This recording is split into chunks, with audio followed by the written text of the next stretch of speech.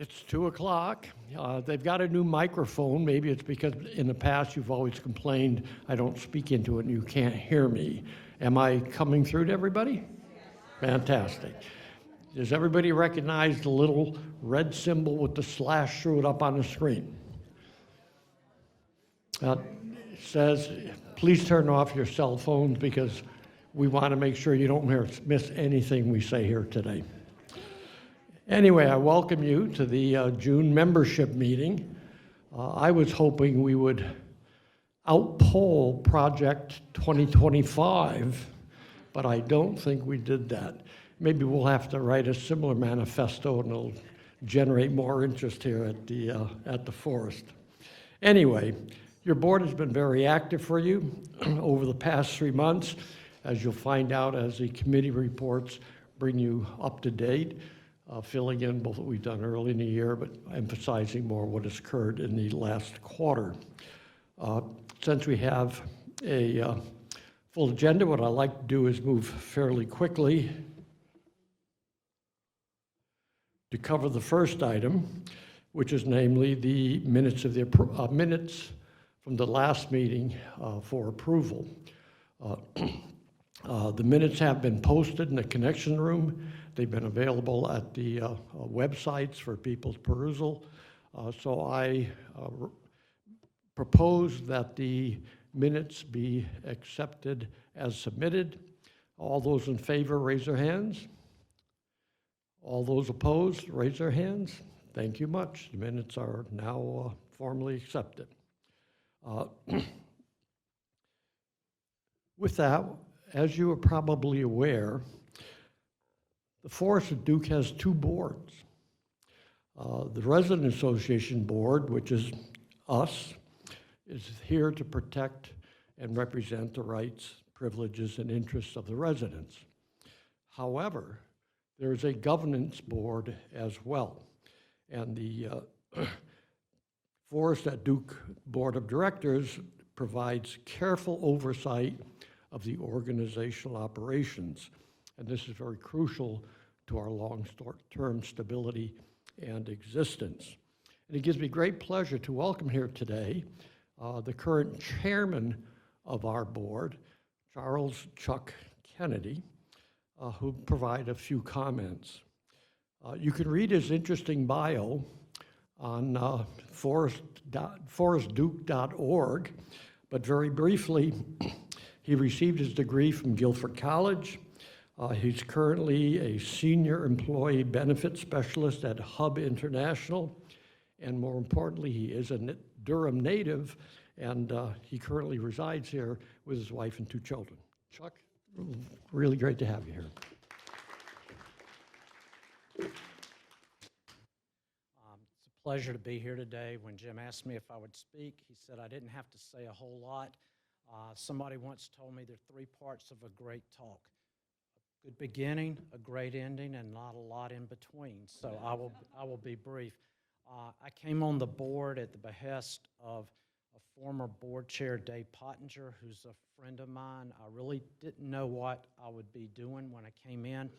I've really enjoyed my time on the board. I've been on the Long Range Planning Committee. I've been on the Nom and Gov. I was vice chair under Harvey Cohen, which nobody can do the work that Harvey Cohen does. But I'm happy to be here. I can tell you from your members up here on the panel that are on our board, we have our bylaws, if you're not familiar, say that we need to have minimum of 9, no more than 18 board members, 2 or 3 of which can be residents. I've been impressed with a lot of the resident board members. The first 2 people I met when I came on the board were Arnie Lehman and Dean McCumber. They're an echelon that I hope to achieve, but probably never will. So there's some great people. I can tell you under Anita's leadership and the executive team in our board meetings, as recently as our board meeting this morning, the board's intent, in fact, our mission statement is everything that we're going to do, we try to do with what's the best for the Forest residents, first and foremost, and that will, at least as long as I'm on the the board, that's what we'll continue to do. So thank you very much for your time.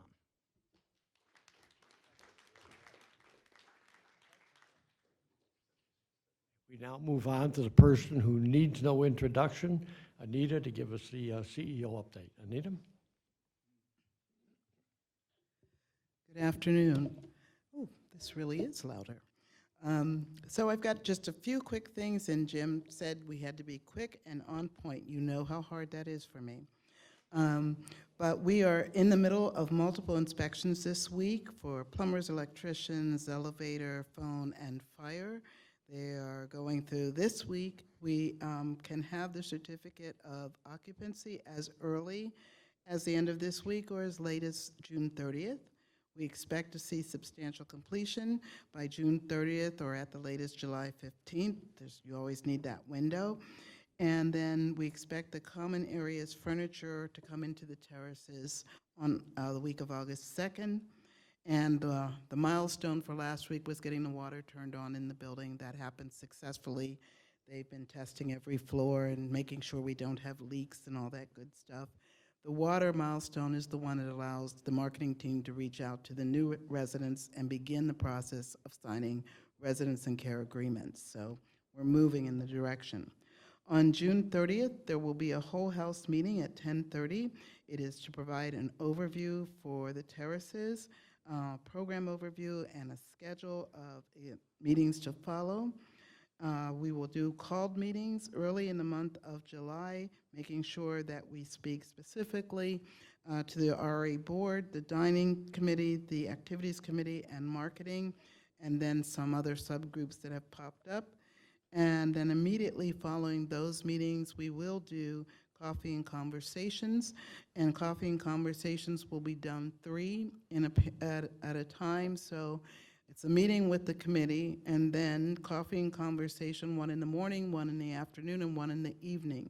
We will film the third or record the third one because we will have any extra questions that came up. So the third one should have the most information, but don't worry, somebody has to show up for 1 and 2, so we have more stuff to refine. So we hope that that works with your schedule. We will do those things and make sure that they are available to you at your leisure if you want in terms of recording. And if I could read my writing, I could. Our furniture, as I said, is going to come the week of August 2nd. We will start to do tours then because it'll be safe to do so, and the connector will be open so that we won't have to go around and do transportation, and we won't have to do hard hat tours, but we'll be able to do direct tours. So we are proceeding as we should. We're going to get through the summer, and I hope that we see all of you at the employee and team member celebration on this Friday during team member appreciation. So, thank you.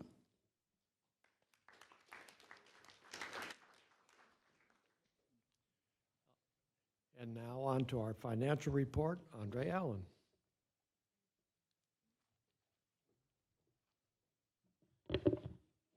Hi, everybody. I am your Residents Association Treasurer, and I'm the one that posts every month our financial statement in the connections room for everybody to see, and it has revenue and expenses there. And at last posting on May 31st, our balance was $16,284, and I'm not mentioning cents when I'm talking because there's too many numbers. There are 2 topics that I want to cover this time. First, our end of the fiscal year 24-25 projection. That is, what do we expect to spend for the whole year compared to the budget that was established before? So our revenues consist of the Resident Association membership dues and the Pictorial Directory fundraising. So for the Resident Association dues, membership dues, since we have automatic billing added to the monthly statement fee, then we took in $3,560. And that's compared to $2,860 that used to be expected before. So that's good. Then for our January 25 pictorial directory fundraiser, we took in $5,910, and that's short of the $6,000 that we expected. So our revenue is like $9,470. So in terms of expenses, we are spending less than we budgeted. And that's because, for example, the forest is going digital, and that's less printing. Is that too loud? Oh, okay, I'll try to stand a little bit further. And that will cost only $3,683 instead of the $4,500 budgeted. And then another expense is cost of the Resident Association website. We'll end up spending $822 instead of $1,800. And I think that's because the website was not updated as planned. And the other expenses that we have is for the layout and the printing of the pictorial directory. We only spent $1,348, and that's compared to $2,100 budgeted. Some great savings from the people that worked on the project. So at the end of the fiscal year, our projected book balance is estimated to be $14,228, and that's compared to the $11,410 that we had at the beginning of the fiscal year. The second big topic is the Spring 2025 Employee Appreciation Fund drive, which ended on June 6th last week. And that was my first campaign, and I want to thank you all for the great results. And I also want to thank Ken Barrett, our former campaign manager and current mentor, and Dave Smith in accounting, Jennifer Key in the Health Center, and Emma Quick, who published the reminders in the Forest Forward every week. And I also want to thank Tony Davis, who sends the thank you letters to the residents who contributed, and then all the people behind the scene. So here is an overview of what we collected and how the money is being used. We collected $143,384. That is the highest amount donated so far. And it was collected from independent living households. That's always the majority of the donations. $107,599. We had increased participation of 91.9%. So again, I thank you all for that. That's 205 households out of 223. We get less money from the health center, but we had a great big unexpected donation from a family of a resident, and we ended up collecting $34,917. Then we always get something from early acceptance people, $868.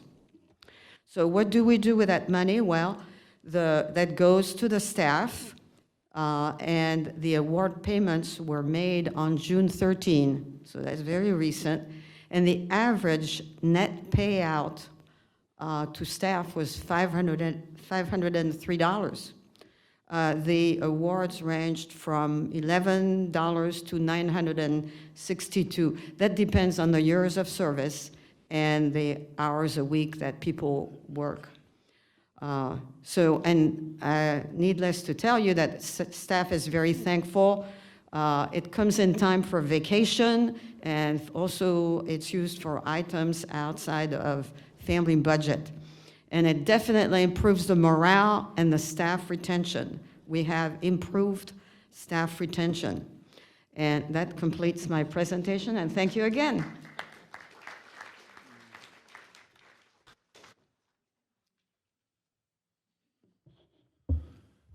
Thank you much, Andre. It looks like we're in good shape financially as we move forward. Now, as I had mentioned earlier, the board has been very busy in terms of interacting and communicating with the administration in terms of all resident issues and concerns.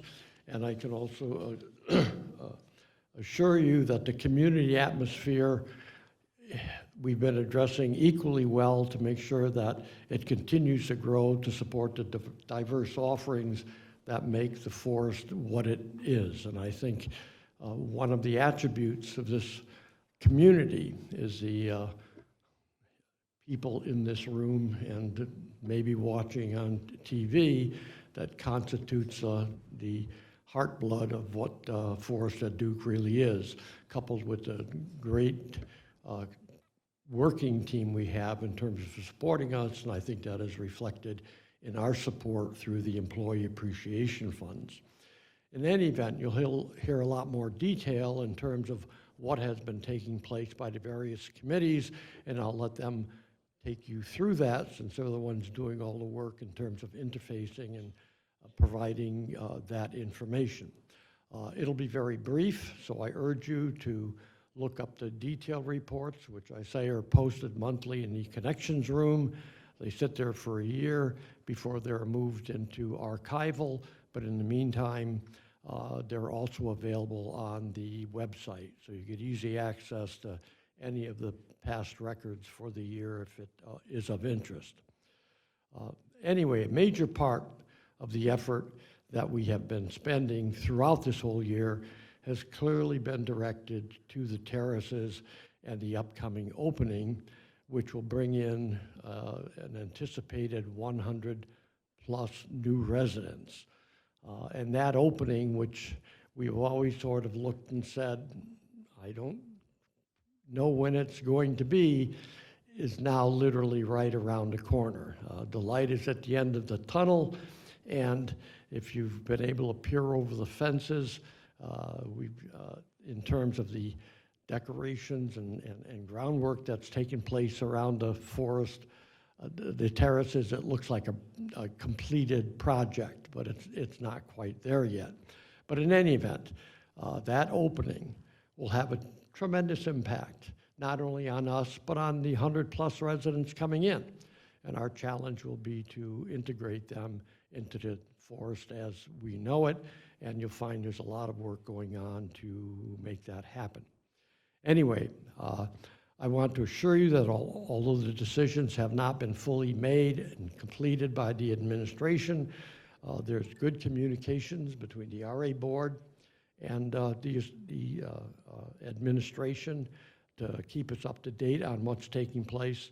And more importantly, there's a very good coupling and interaction between the governing board that's overseeing the long-term aspects of the operations. My plan is to hold board meetings through June, July, August, and September, and not take any sabbatical, because clearly many things will be happening, and that'll allow us to keep you up to date through the postings we've been making on Cubico and other forms of communication.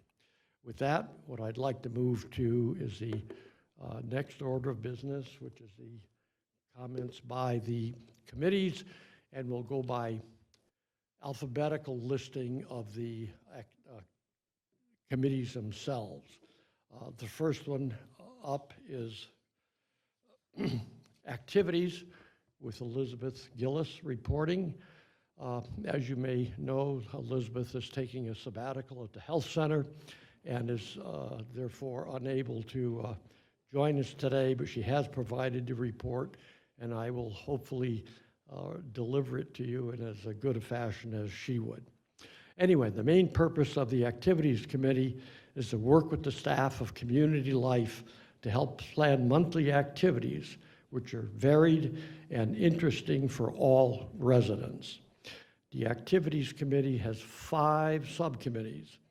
The Life at the Forest, which basically sets up 2 programs, spring and fall, to orient people as to what the various activities are within the forest and make them better aware of the community that they're in. Second group is the Forest Readers. It meets weekly on Wednesday afternoons. The readers are residents who present readings from articles, books, and their own original writings. The third group, the Book Discussion Group, meets monthly to discuss books they have selected. This month, they will be voting on the books they'll read for the next session. The Celebrations Committee plans events of all sorts, from happy to the serious, and you've been joyful participants in many of those celebrations. And the last is the Mix and Mingle Group, which tries to bring together new residents and the old residents, and that will become much more active, of course, as the terrace is open and we try to make sure people become knowledgeable of who has been moving in. Top items from the last few months. The Oscar movie series. I know some of you have gone to see that. I was joyed to see it, so I could say to myself, how did these movies get put up for those Oscar nominations?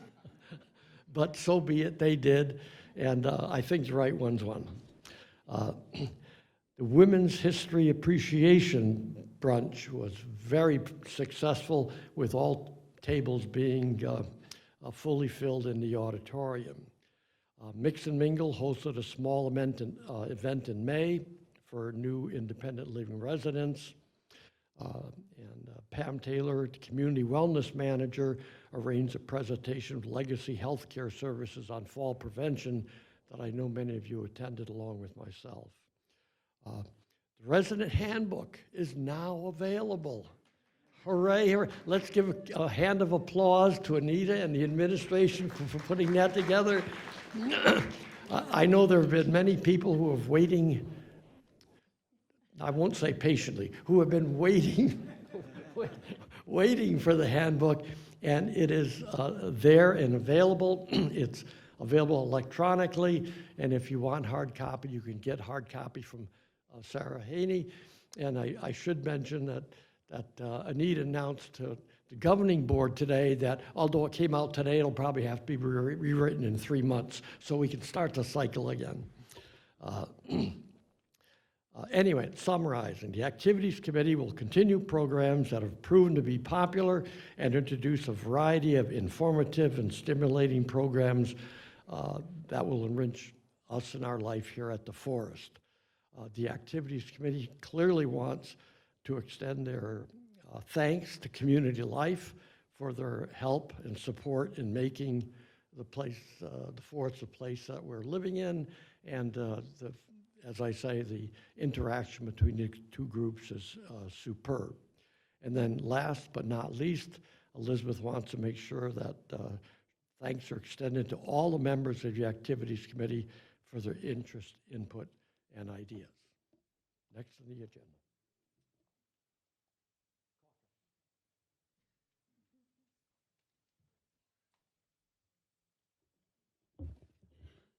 My name is Sanford Berg, and I have been the leader of the caucus committee for a couple of months.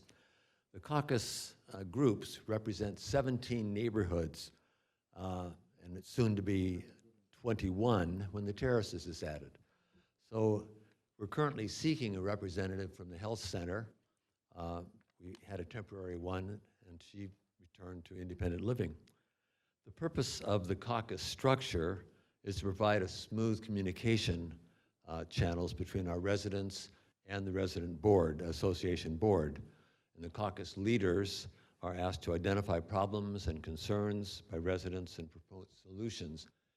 If you've been a caucus leader or in the past or are currently one, raise your hand. I see that. So that's about a third or quarter of the people here.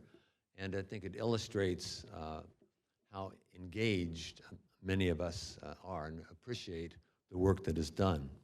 We meet monthly, and usually we focus on a single topic, which is recommended by members of the Some Caucus leader. We've had the activities, the health, almost every board, every committee up here has come and shared and answered questions to the caucus committee. We also receive updates from our Chief Operating Officer, Sharon Pitt, about TFAD developments. And then she responds to questions that the caucus leaders have. And the key issue then is, how do we get information back to our people in our neighborhood? That usually is done through emails, through handouts, and just through communications. In April, we focused on the information technology and heard from the technology committee and the IT administrator. And Ken Barrett showed us how residents can so easily insert their biographies into Cubigo. And I won't ask for a hand raising of those that have their biographies in Cubigo yet, but the process does continue. It's useful to have that information there so that we get to know each other better. We also discussed the door knocker process, and this is designed as a system in extreme emergencies when telephone is down, internet is down, electricity is off, as a way of who the security will contact and then go from door to door just to let people know what's happening, how meals will be going, and how things might be concluded. In May, Andre Allen, our treasurer, asked the caucus leaders to solicit donations for the Employee Appreciation Fund, and clearly that was successful. We also learned from marketing committee's plans for welcoming and integrating New Terrace residents, and Ellen Barrett described that group's work, and she'll describe more here, but clearly they've been doing a lot of work. Photos and short bios from the terraces will be published in a booklet, and since traditional articles in the Forester would just take up too much space, but those will be available to us all. And then interim caucus leaders from the terraces have already been appointed. They will be coming to the residents' caucus meetings and identifying the full-time caucus leaders who live in the terraces. This last month, also Rose Mills is seeking new mentors for us. I don't know what percentage of the mentors program is complete, but if you are interested and able, please contact her. She would love to have some new names. In June, we reviewed the roles and responsibilities of caucus leaders, and we're really asked to conduct at least 2 meetings in our neighborhoods per year. And at our gathering, at our own meeting, we shared ideas about what kinds of events, activities worked best to help people get to know each other better, how to welcome new members into these our caucuses. And I'm preparing a listing that should help the New Terrace caucus leaders and any current caucus leaders who are looking for new ideas.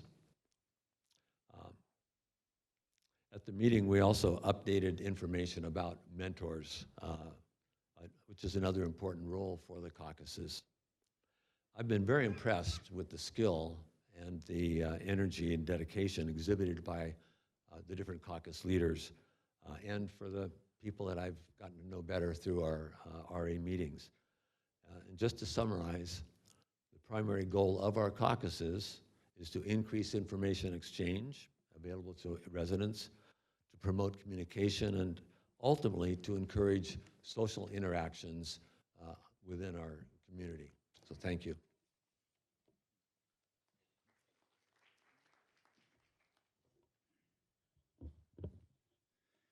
Good afternoon. I'm Jeff Collins. I chair the Dining Services Committee, which I'll refer to as DSC from this point on.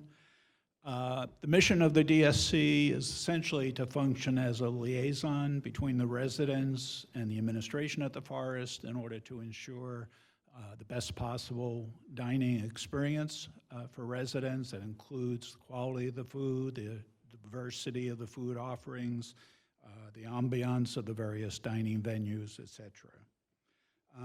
I'll present to you some highlights from the DSC meetings over the last 3 months since the last general membership meeting. First, a very good response rate was achieved, 74%, with the recent Residents' Dining Preferences Survey, and I thank all of you who participated in that. Nathan Summers has presented summaries of both the statistical data, that is the data that was collected, checkboxes to the specific questions, as well as the information that was obtained on the written comments in that written comment area. And it's interesting, 77% of survey respondents did provide written comments of one fashion or another. Nathan's presented these data at the last 2 DSC meetings, and these have been summarized in the minutes of the May and June DSC meetings, which are available to all of you. Nathan is hoping to present the dining preferences survey data collected in a talk to all residents, audience here in the auditorium, sometime either this month or next month. And the intent is to follow that up with a series of smaller group discussions for residents who either want clarification of some points or feel further discussion of the survey results would be warranted. And a schedule on that will be sent out soon. The intent is for the staff to use the information collected as plans are finalized relative to the impact of the opening of the terraces on dining services, venues, and operations. Second point, the recent decision to change the special pasta offerings from Fridays to Mondays, which was driven primarily by changes in Kenny's work schedule, has been rescinded. As I think you all know, it's gone back to Friday, and this was in response to what I would call impassioned input from a significant number of residents. But I think this illustrates the willingness of the administration to respond to the desires of the forest residents. That's the good side. We did discuss at this last meeting both the rationale behind it and the process that was used, and we're using this as a learning experience as we go forward with other possible changes in dining operations. Thirdly, and you all have received a notice about this in your boxes. You may not all have seen it yet, but it went out today. Given the marked underutilization of Rosewood for Sunday lunch and the need for additional space in Heartwood for the frequently very crowded Sunday brunch meal, weighted Sunday meal service in Rosewood has been terminated effective this coming Sunday. The staff can provide assistance to anybody who typically had eaten in Rosewood on Sunday lunch with weighted service if they so need it, and I would encourage that anybody who falls into that category contact Nathan, alert them, and the staff will be available to provide assistance carrying trays for those folks. Fourth, the Forest Dining Services team is currently evaluating the feasibility of adding a second checkout station, which would probably be located near the entrance to Rosewood/Heartwood, so in the entrance into the dining area, and would be utilized only for people who are taking out meals. And the intent is to reduce the backups that occur on occasion at the present checkout station in Heartwood. It's, again, they have to look at the physical layout to see if this is feasible, but it is being evaluated at this time. And then lastly, and Anita sort of preempted this in her comments, I knew that Anita was attempting to schedule an all residents presentation either this month, and it sounds like it's June 30th, or July, to discuss how the forest is planning to address the impact of the terraces on dining services, venues, and operations. This is still a work in progress, but obviously we're getting pretty close. I encourage you all to continue sending in your comments, whether through Cubigo or directly to me, both positive and negative. I do want to emphasize, although those of you who read the minutes of the dining committee meetings may feel that there's only complaints, that's because we focus on that, but we're getting way more compliments and accolades than negative comments. And what's been particularly well received have been the special meals in Rosewood. Those have been extremely popular, and we get great responses to that. So thanks.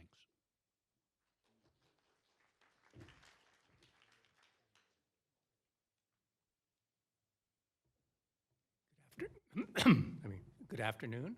I'm Joel Huber. Can you hear me? Good afternoon.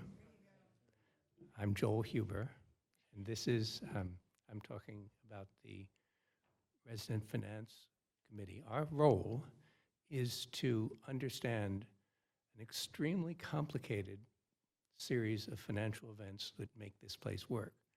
We don't make decisions. Our job is to figure it out.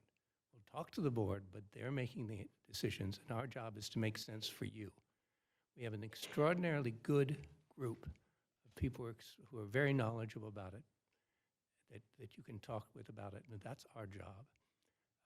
We meet regularly with Karen Henry, who is the CFO, and she explains what's going on and gives us lots of chance to understand what is going on. And we have a remarkably good group. So what I'm going to do today is just summarize some of the highlights. It's been now a year for me on this committee, which was a shock.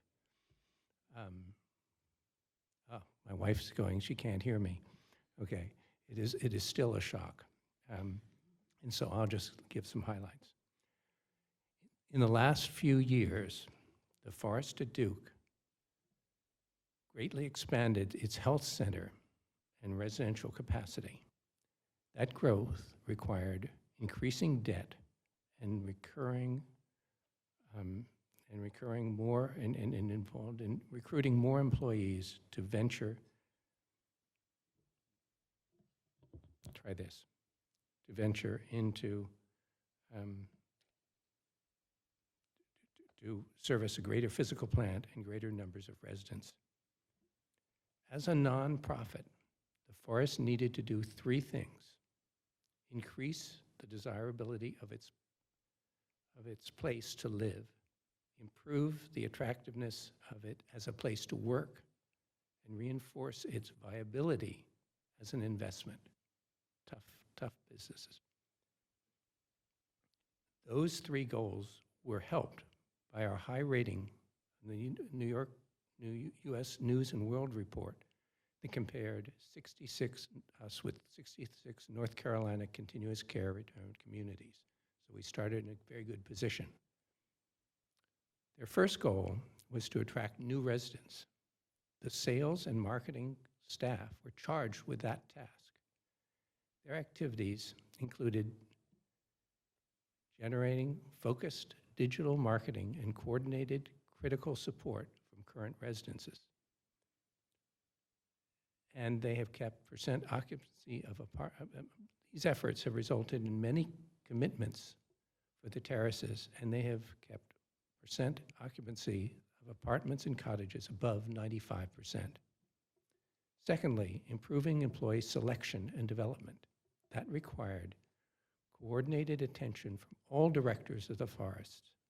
That effort already decreased annual employee turnover from 60% to 20%.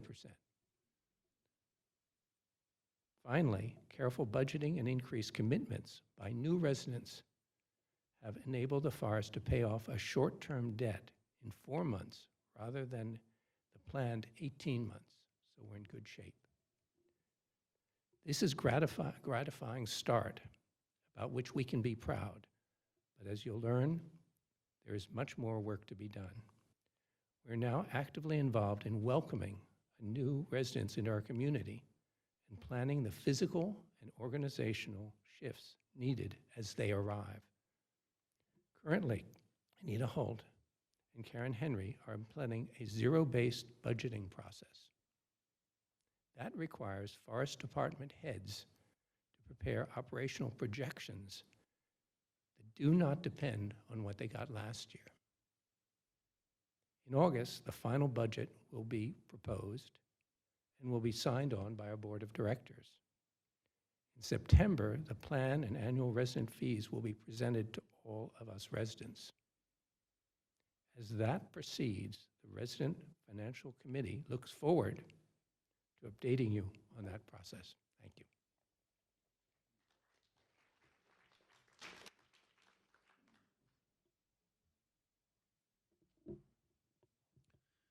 I'm Dave Sloan, Chair of the General Services Committee.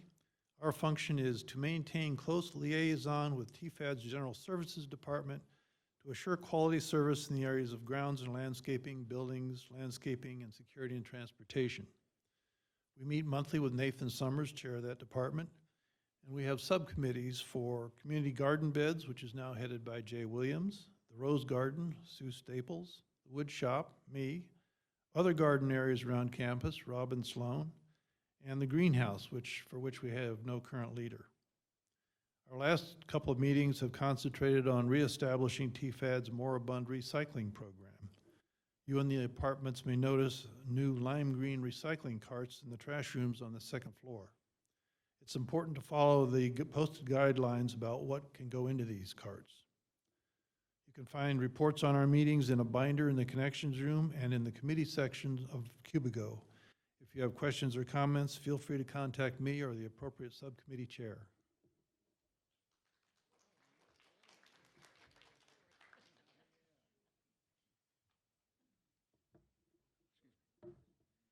Good afternoon. I'm Tom Small, Chair of the Governance Committee. Governance looks after all things governance, including elections, and we've got an election coming up. The next time we meet will be the annual meeting, and we'll be electing a president, a vice president, and 3 board members. And next month, you'll be receiving in your mailbox an invitation to submit names of people that you think would be good for those positions, and you can submit those to the nominating committee, which I'm happy to say is going to be chaired by Elizabeth Gillis. And that's it from the world of governance.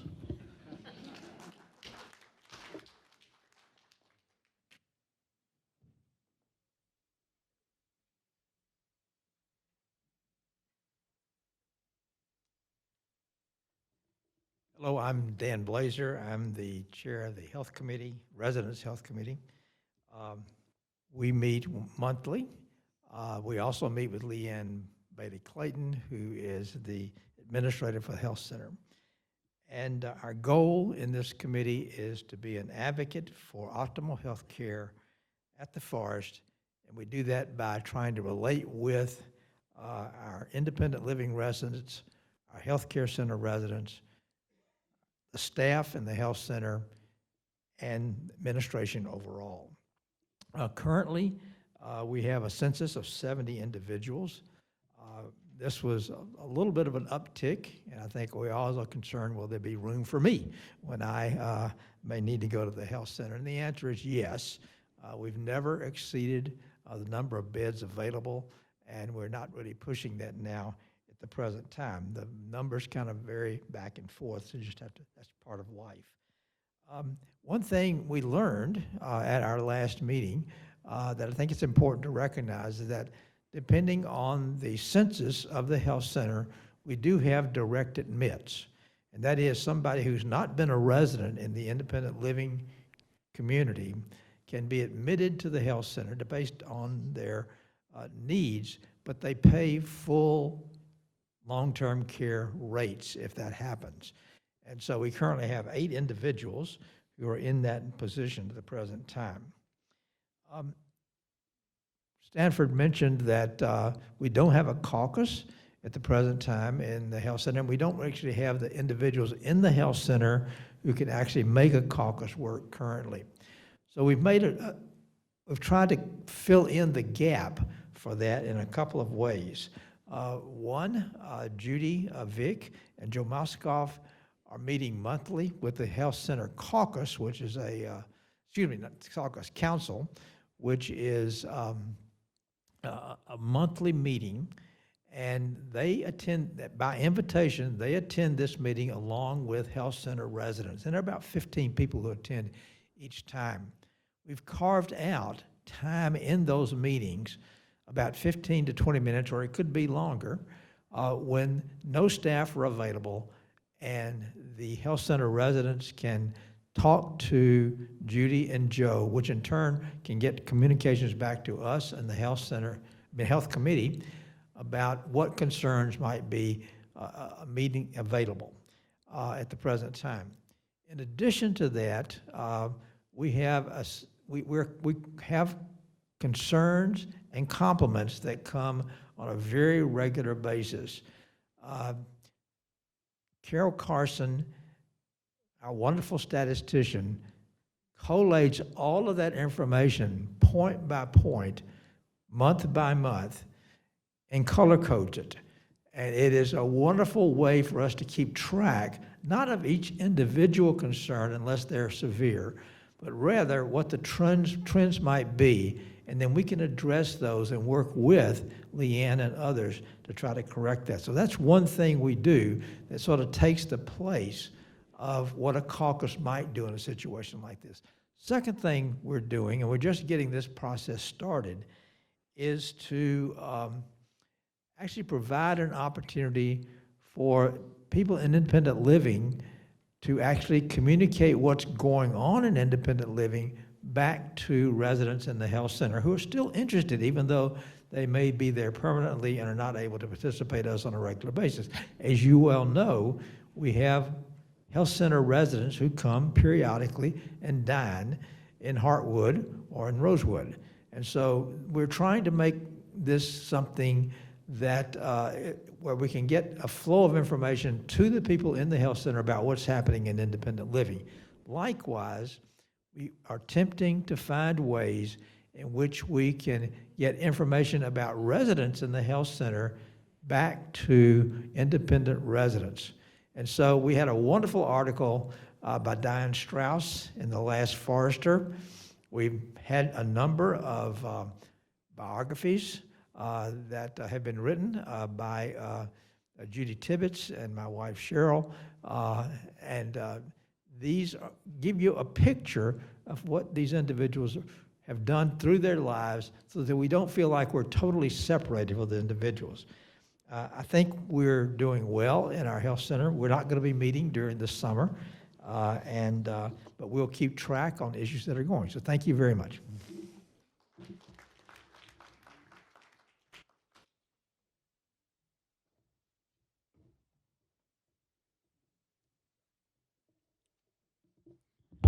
Hi, I'm Ken Barrett, and I will be making the presentation today for the IT committee for Chris Christian, who is unable to attend because he broke his shoulder.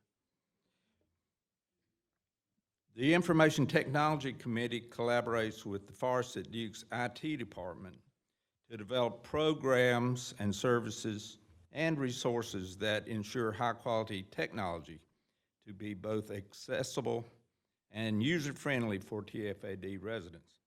The committee also assists residents in effectively using that available technology.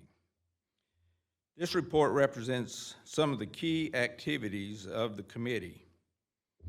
In partnership with the Forrest IT department, the committee is working to ensure that new residents of the terraces have information for timely access to the Spectrum TV services, to their apartment Wi-Fi, and that they have an understanding of how to proceed with any additional Spectrum options, such as the ACC network or DVRs, so that they can implement those shortly after they move in.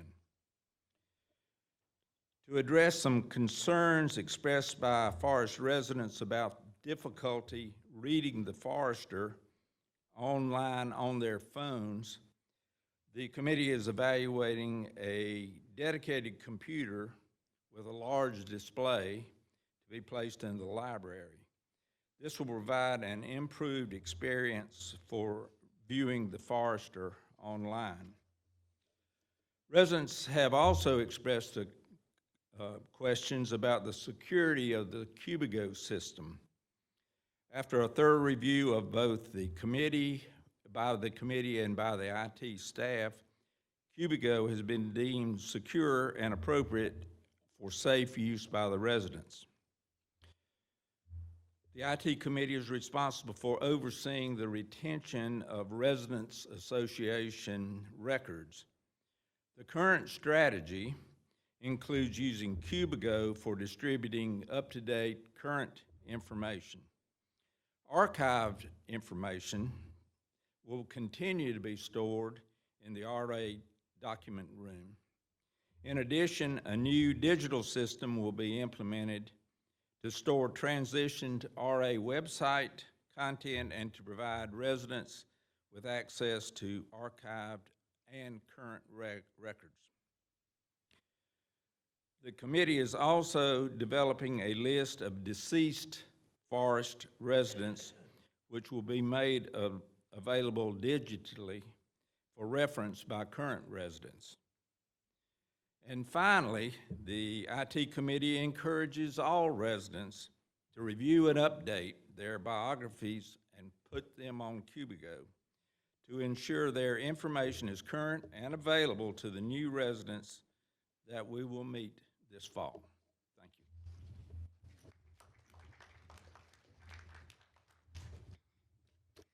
you. Good afternoon. I'm Ellen Barrett, Chair of the Marketing Committee.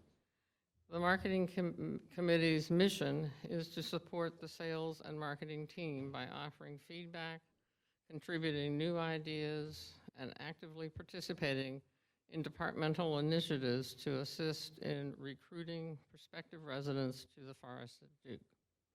Let me start with the latest occupancy report, which our committee receives each month from the Sales and Marketing Department.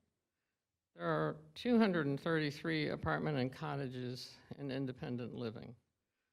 220 of those units are currently occupied, which is 94%. 13 units are reserved, which is 99.9%. So there's really only one apartment right now that's being marketed, and that's 4045. It's an Elm. If you know anyone who would like it, please talk to marketing. And then the terraces. There are 4 remaining apartments in the terraces that are being offered to charter members. 30 charter members have yet to receive a first offer, so the expectation is that these apartments will soon be taken. Now in March, when I last was here, I shared the framework of the welcome plan that's being developed for the terrace residents. Let me now tell you about several specific initiatives that are underway. We have a whole bunch of them, but these were a couple. The Floor Team 5 is planning a lunch highlighting the secrets of the forest, and I'm not going to tell you what they are, which will be held once the bistro is open, but before the actual move-in date for the terrace residents. And that would be for Floor 5, and Floor 5 will be the first floor that will move in. Floor Teams 5, 4, 3, and 2 are working with sales and marketing on the production of the Meet Your Neighbor booklets, which will be available as each floor moves in. The booklets will also be available on Cubigo for our current residents in independent living to learn who is who. And then finally, the floor team captains last week attended the latest caucus committee meeting to become familiar with their responsibilities and duties. Each floor in the terraces will be a caucus, and the floor team captain will be a temporary caucus leader until someone from that floor takes on that responsibility. And each of our floor team captains will be very eager to find that terrace representative. An equally important part of welcoming the terrace residents and getting them to mingle with existing residents is through the Terrace Mentor Program. Here are some highlights. Mentor training for both existing independent living mentors and the terrace mentors will be held June 23rd or July 21 or August 18th from 3:30 to 4:30 in the party room. The response to the training has been very positive. You really only have to go to one of those sessions. But if you want to go to two, you're more than welcome. The Terrace Mentor Program currently has 43 mentor units. A mentor unit is either a couple or an individual, but we're not counting two couple. It's confusing, but Rose has it all figured out. It's a mentor unit. And there's 67 terrace units that are currently part of the move-in. 10 of those terrace units will be occupied by those in the early acceptance program, so we don't think they're going to need as much mentoring as some of the others. And additional terrace mentors are still welcome. And Rose Mills, right here beneath me, would be most interested if you still want to sign up. Our summer meeting schedule, we will not have a meeting in July. We will have a Zoom meeting for check-in with where we are, how we're getting along with our projects in August, but we will meet again in September. I want to just thank you for your continued interest and support, and I feel very lucky to be working with a committee that seems to be so energetic and interested in creating ideas, and we're looking forward to welcoming the terrace residents. And I think, and I hope when I return in November or October that our plan is working.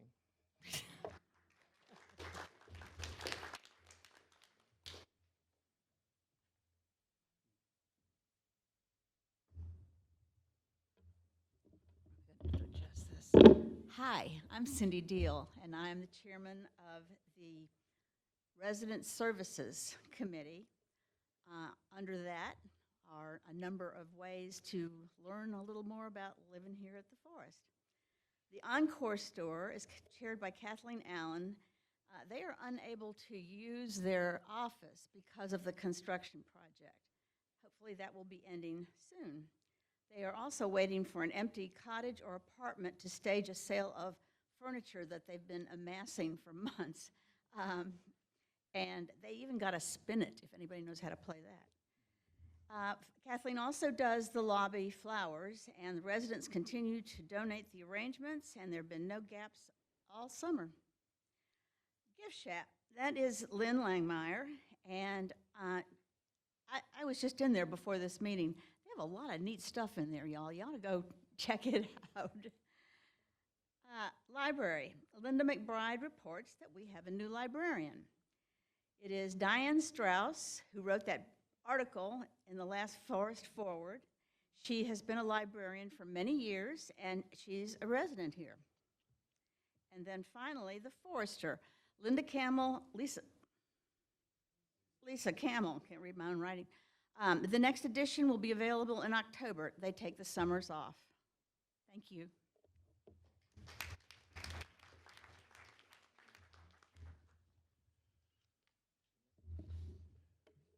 That concludes the standing committee reports, and I'd like to thank all the directors for their great service over this past quarter and keeping it in a succinct presentation. Thank you much, team. Next on the agenda.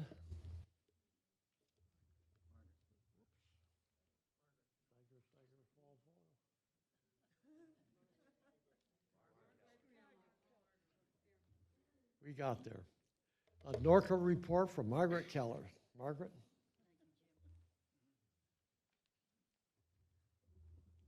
I'll try to be very brief. Can you hear me? Okay, good. For most of you, this is like same song, second verse, and I apologize for that, but there is at least a little bit of new news, okay?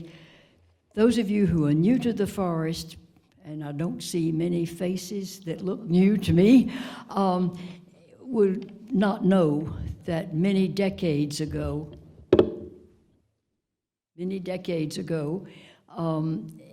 through the initiative of an individual, we became one of the few states that have our CCRCs regulated by a state agency. And in the state of North Carolina, that's the Department of Insurance.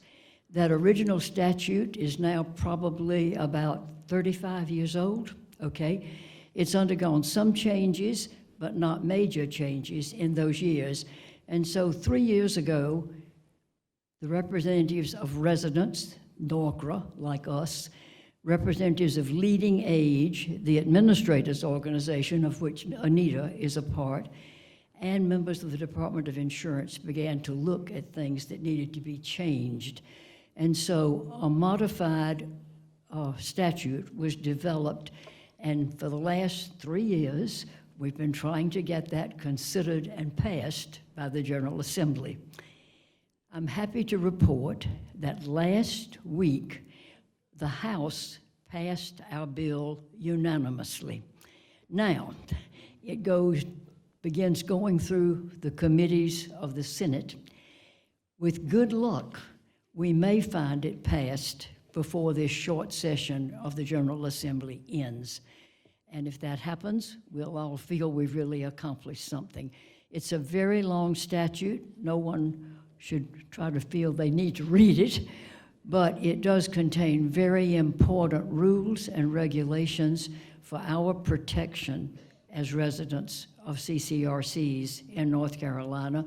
And as many of you will remember, that was clearly demonstrated about 6 months ago in the case of the Aldersgate community in Charlotte, which the Department of Insurance had to take over. That's unusual, but it does mean that the statute works when it needs to work. So we hope the modified statute will be in place once the General Assembly ends this year, and I'll keep you up to date about that. Thank you.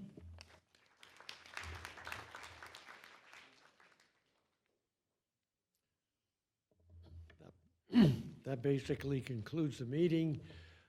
If anybody has any questions, issues, uncertainties, please feel free to contact the executive team, myself as president, Mike Bracey as vice president, Don Chan as treasurer, or secretary, or Andre as treasurer, or contact the directors directly to get the information that you might have or provide us with issues that we can carry forward to make things are moving forward. Right now, we're entering the transition period. Everything, I believe, is under control. Will there be surprises? Yes. Will we be able to cope with them? I'm very confident we will. With that, I make the recommendation the meeting be adjourned. All those in favor? All those opposed? We are adjourned. Thank you very much for coming.